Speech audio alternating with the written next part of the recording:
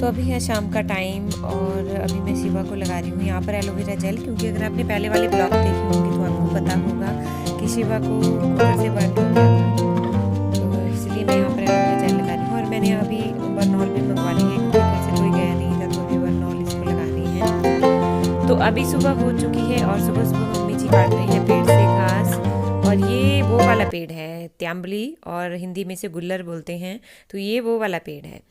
तो इसको यहाँ पर काट रही हैं। ये जो गाय या भैंस जो भी होता है, बकरियाँ वगैरह होती हैं, उनका पसंदीदा खाना होता है ये। इसके जो पत्ते होते हैं बहुत अच्छे होते हैं खाने के लिए, तो पसंद करती हैं गाय भैंस।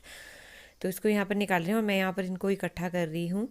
और ये अभी दोपहर का टाइम है, और दोपहर क्योंकि दिन को हम गाय को अंदर कर देते हैं तो शाम के टाइम इसको निकालना होता है। मच्छर बहुत ज़्यादा होते हैं हमारे, और मक्खियाँ भी बहुत ज़्यादा होती हैं, तो इसलिए, और चूहों से भी हम। चंचल चंचल चंचल का बेबी,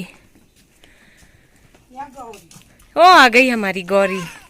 शिवा कहाँ चला? तो शाम के टाइम जैसे ही चंचल को बाहर बांधना होता है, उस टाइम मच्छर बहुत ज़्यादा होते हैं, मक्खियाँ आती हैं, मच्छर आते हैं, तो उनको भगाने के लिए धुआं लगाना पड़ता है। और ये जो धुआं मैं लगा रही हूँ, ये लकड़ी का बुरादा हमने लाया हुआ है, इसे बहुत अच्छा धुआं डलता है। तो क्योंकि हमारे नए घर के लिए जो लकड़ी बन रही थी उसका बुरादा पड़ा हुआ था, तो उसको ले आए फिर कि ये गाय के धुआं लगाने के काम आएगा। तो इस तरह से इसको लगाते हैं फिर धुआं। और यहाँ पर देखिए कितना बड़ा हो गया हमारा बछड़ा नंदी हमारा। और कुछ कमेंट कर रहे थे कि इसको भी आप बड़े होके गौशाला में छोड़ दोगे, तो ये तो वक्त ही बताएगा क्या करेंगे, क्योंकि अगर हमने भविष्य में जैसे कहीं चंचल को बेच दिया तो उसके साथ जाएगा ये। वैसे अभी तो हम इसको सेल नहीं करेंगे, क्योंकि अभी हमें भी दूध की बहुत ज़्यादा ज़रूरत है घर में, और हम रखना चाहते थे छोटी सी। जैसे आगे को अगर गौरी तैयार हो जाएगी तो फिर एक हमें निकालनी पड़ेगी, क्योंकि हम सिर्फ एक गाय ही रखते हैं, ज़्यादा हम नहीं रखते हैं अपने दूध के लिए। तो अभी मैं देखिए इस पर लगा रही थी, धुआं डाल रही थी, लकड़ी ऊपर से निकाल रही थी धुआं पे फेंकने को, तो मेरी आँख में धुएँ का वो ऊपर आया धुआं उड़ के, और जैसे काला काला कुछ अंदर चला गया आँख में, तो उसको मम्मी जी यहाँ पर निकाल रही हैं। और ये जो मुर्गा आपको दिख रहा है, इसको हम दाना वगैरह देते हैं, तो आजकल हमसे बिल्कुल भी नहीं डरता है, घर के हेलो आसपास ही रहता है। एवरीवन, कैसे हो आप सब? आई होप आप सब अच्छे होंगे और सब अपने अपने घरों में सुरक्षित होंगे। शुभी देखो क्या खा रही है, और शुभी के मुंह पे 12 बजे शुभी के मुंह पे 12 बजे रहते हैं। और मैंने बोला है शॉर्ट्स नहीं पहनना, क्योंकि जब भी ऐसे हम जाएंगे तो हो सकता है स्नेक वगैरह हो। अभी मैं पता कहाँ जा रही हूँ, अभी मैं जा रही हूँ, शाम का टाइम है, मैंने शाम से भी ब्लॉग को स्टार्ट किया है, और अभी हम जा रहे हैं भिंडी निकालने। कुछ तो मम्मी जी ने पहले ही निकाल दी थी। हाँ हाँ, मैंने दिखा दी पहले तो। हाँ, कल मम्मी जी ने निकाल दी थी अपने खेत की। आजकल सब्जियां हम खा रहे हैं, टोटली सारी हमारी अपने खेत की है। तो अभी फिर से आपको किचन गार्डन की सैर करवाऊंगी पूरी। क्या हो गया? हाँ, शिवा तो नहीं चिल्ला रहा है। फिर से करवाऊंगी, चेरी टमाटो भी दिखाऊंगी, सब कुछ दिखाऊंगी। चेरी टमाटो क्या, वो लंबे लंबे जो मैंने दिखाए थे, अब आप पक गए हैं वो बहुत, तो वो भी सैर करवाऊंगी अभी। तो थोड़ी सी मुझे निकालनी है, क्योंकि थोड़ी सी कम मुझे लग रही है वो भिंडी, तो थोड़ी सी मैं निकालूंगी अभी। चलिए चलते हैं फटाफट से और निकालते हैं ऑर्गेनिक भिंडी।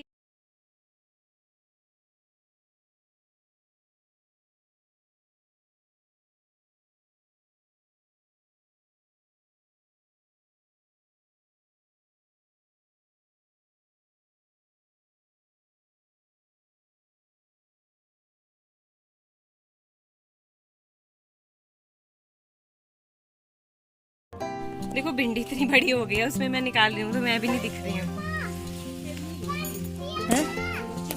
पेड़ नहीं लाती जी अम्मा को दिखा दो, अम्मा क्या बोल रहे हैं। देखो ऊपर से कि भिंडी कैसे निकाल, सब्जी कैसे निकालनी है।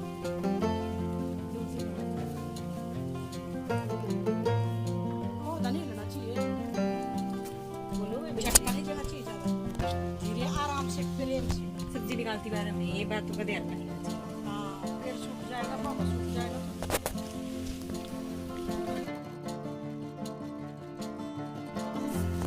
ये देखिए ले आई मैं भिंडी, क्योंकि मम्मी जी ने लाई थी पहले, तो बस थोड़ी सी हमें जरूरत थी, उतनी ही मैंने निकाली। प्रेस लग गया, इससे मच्छर नहीं आते गाय के पास। ऐसे बहुत ज़्यादा मच्छर हो गए हैं हमारे, गाय को, बच्चों को, सब बच्चों को परेशान करते हैं। और देखो अदरक निकल गया हमारा, और साथ में मूली भी, मूली के बीज गिरे हैं जो यहाँ पे मूंग रहे थे बहुत सारे, उनके बीज गिरे हैं। और उससे देखिए मूली कितनी बड़ी बड़ी निकल गई है अदरक में, सारी निकालनी पड़ेगी।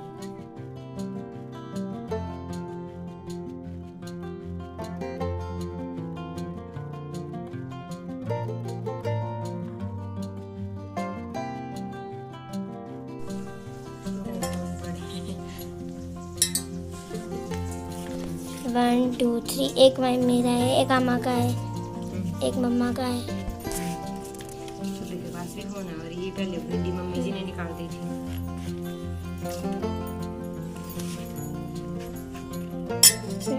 तो भिंडी मैंने काट के रख दी है। अब हम जाएंगे खेत में और खेत से हमें लाना है घास। हमने खेत में जई बीज के रखी है, शायद उसको बाजरा बोलते हैं।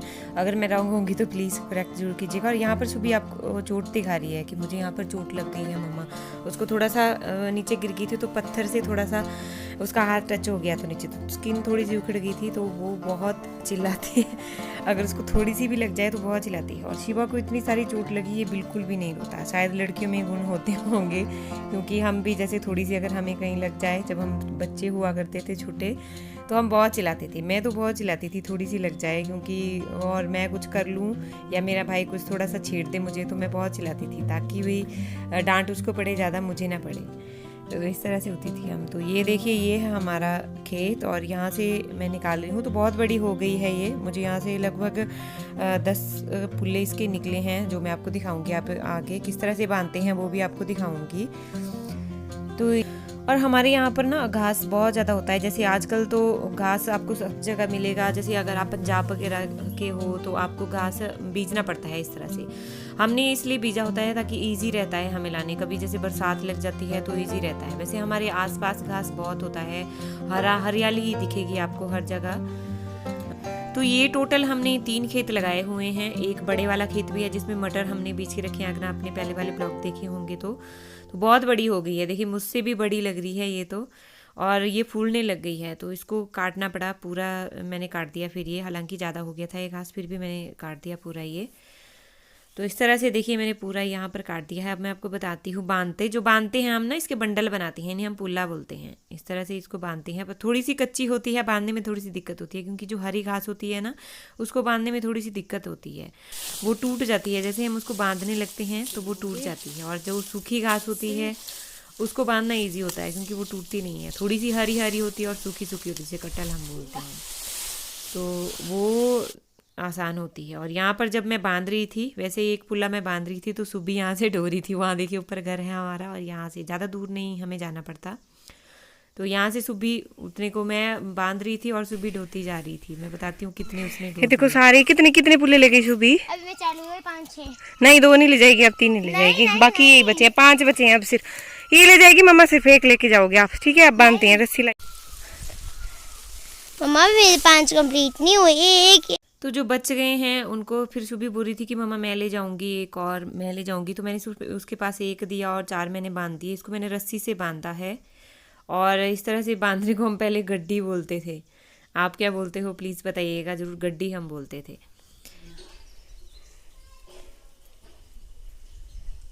ऊपर से लाते गिर जाएगा। वो लग रहा है आप BR अब्दुल कलाम पहन के, नहीं वो सुभाष चंद्र बोस लग रहे हो ऐसा पहन के।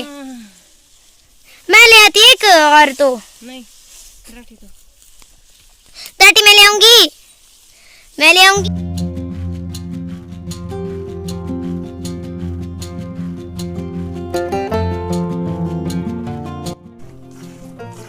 कितना लीटर दूध दे रही है हमारी चंचल आजकल? हाँ 6 लीटर, 6 साढ़े 6।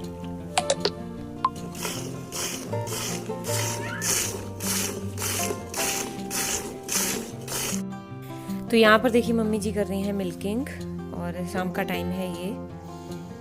तो मिल्किंग जब कर रहे थे तो पीछे से देखिए जैकी आ गया था, उसके बछड़े को डरा रहा है। और जब इस तरह से डराता है तो गाय एकदम से गुस्सा कर जाती है, हमारी चंचल एकदम से गुस्सा कर जाती है, और फिर दूध गिरने वाला था। तो इसलिए पहले उसको भगाया मैंने उधर, उसके बाद मैं यहाँ पर वीडियो बना रही हूँ। मार दूँ अपने बच्चे को पटाखा है?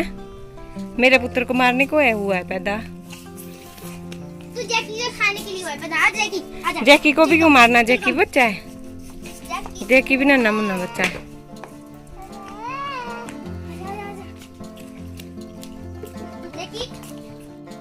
तो मिल्किंग करने के बाद देखिए बछड़े को दूध यहाँ पर पिला रहे हैं नंदी को, और इसको दूध इसी तरह से देते हैं क्योंकि इससे पता चल जाता है कितना बच्चे को दूध चाहिए।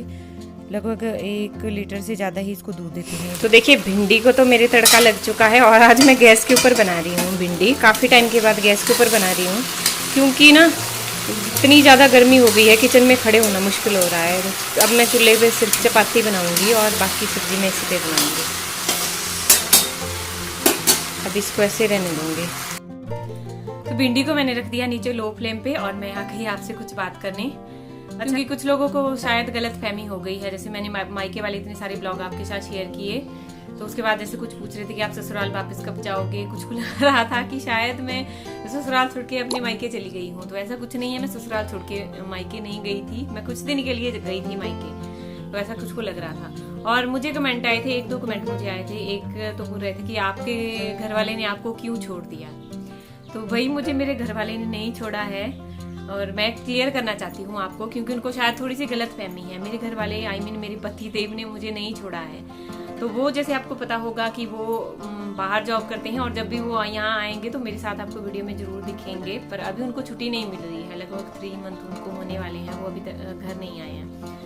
तो जब आएंगे वो कोई नाराज नहीं है मुझसे। और एक कमेंट मुझे ऐसा भी आया था कि आपके पतिदेव आपसे क्यों नाराज रहते हैं। पता नहीं क्यों ऐसे कमेंट आप कर रहे हो, क्यों आपको लग रहा है कि मेरे पतिदेव मुझसे नाराज रहते हैं। वो कोई नाराज नहीं रहते मुझसे, वो हमेशा खुश रहते हैं, उनको मुझसे कोई शिकायत नहीं रहती। क्लियर करना बहुत ज्यादा जरूरी हो गया था क्योंकि मुझे लगा कहीं ना कहीं आपको ऐसा लग रहा होगा कि हस्बैंड वीडियो में नहीं दिखते हैं या वो शायद मुझसे नाराज रहते हैं। नहीं है, वो मुझसे ना तो नाराज हैं और ना ही उन्होंने मुझे छोड़ा है।